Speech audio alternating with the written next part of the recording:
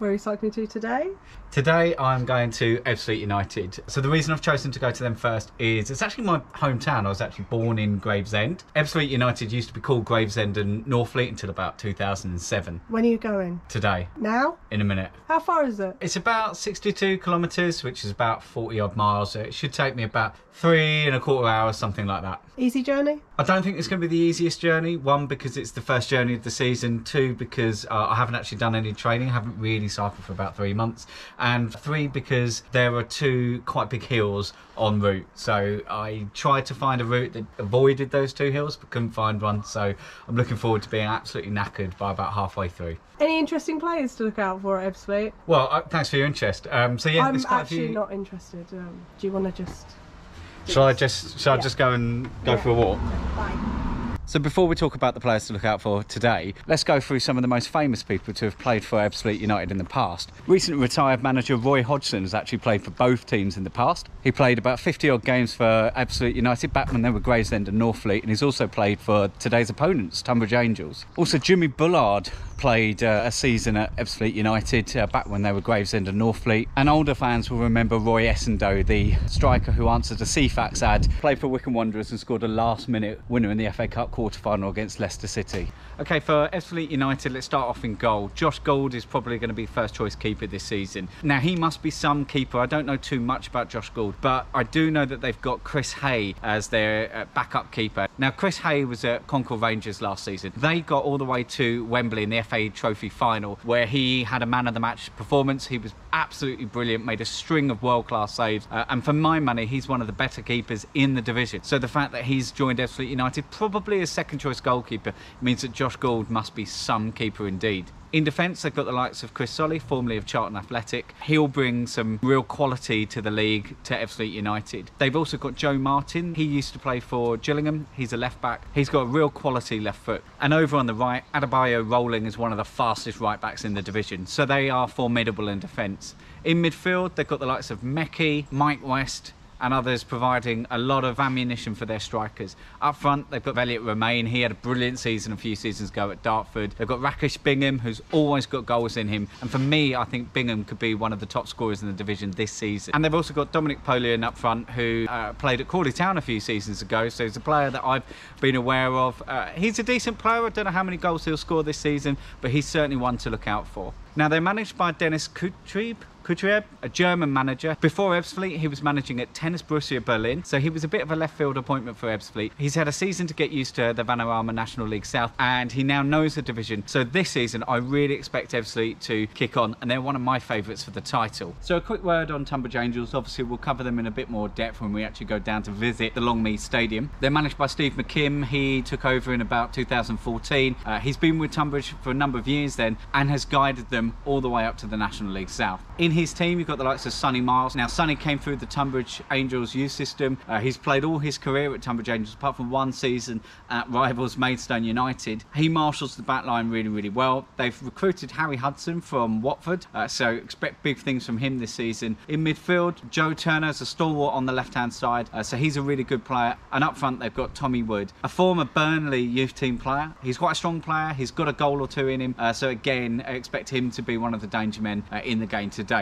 I don't really like doing predictions. Predictions can often blow up in your face, but I am expecting a Ebbsfleet United win today. It could be quite a tight game. I wouldn't expect too many goals in it, but I'd certainly go for an Ebbsfleet United win. The one thing I will say is, after cycling for 3.5 hours to get to Ebbsfleet United, I'm definitely hoping for a good game. Lots of goals, lots of tackles, lots of atmosphere, and most importantly, lots of fans.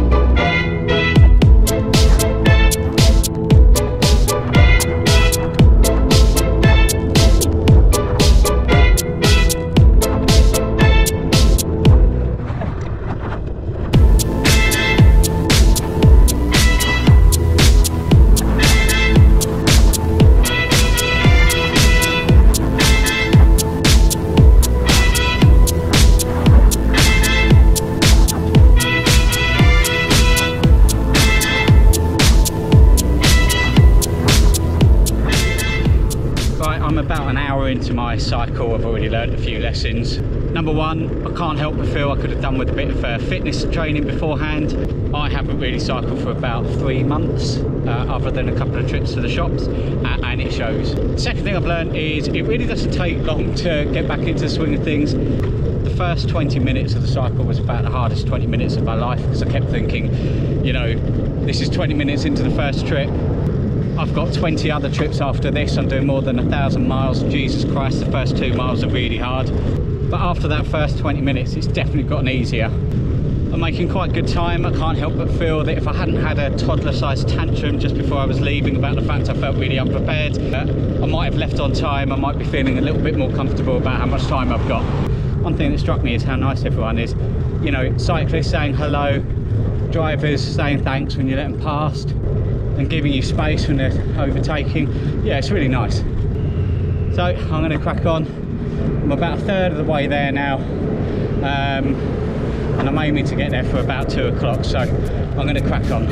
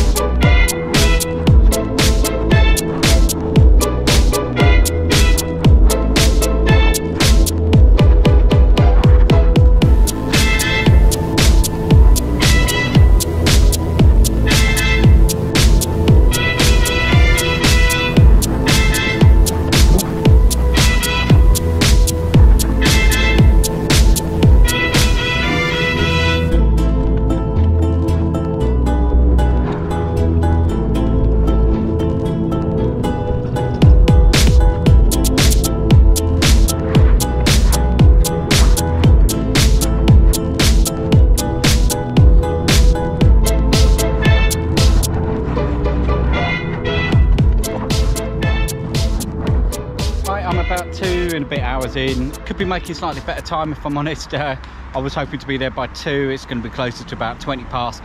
Partly because I left late, and partly because it is taking a little bit longer than I thought. I had to go up that massive hill, which has pretty much killed me. But I've got about another hour and 15 minutes, so running a bit low on water, but I've just had a snack, so I'm raring to go, and I'm going to go and finish the last hour and a bit of this journey.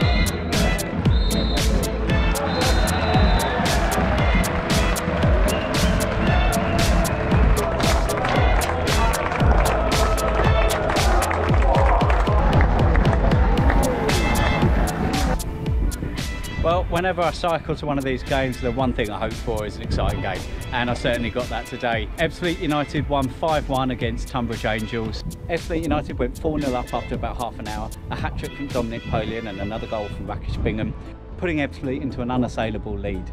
Second half was fairly flat, as you might imagine, from two teams that know the result of the game already, but there was a bright moment for Tonbridge Angels when Olatard got his first goal of the season, a tap in after the goalkeeper parried. But the scoring wasn't over, and Ebbsfleet United scored a fifth goal later on when Meki cut in from the left and scored a lovely right foot shot past the keeper. So 5-1, great score for Ebbsfleet. More difficult start for Tonbridge Angels, but there's a whole lot of the season to go yet. So I've learned some things today about some attributes that we might change for some of the players from both sides. The important thing to remember though is never to overreact, especially with the first game of the season. It's tempting to go, well, Ebbsfleet United are clearly well beaten, Tonbridge Angels are a lot worse than we thought, but it was one game. So I enjoyed the game today and looking forward to getting back home.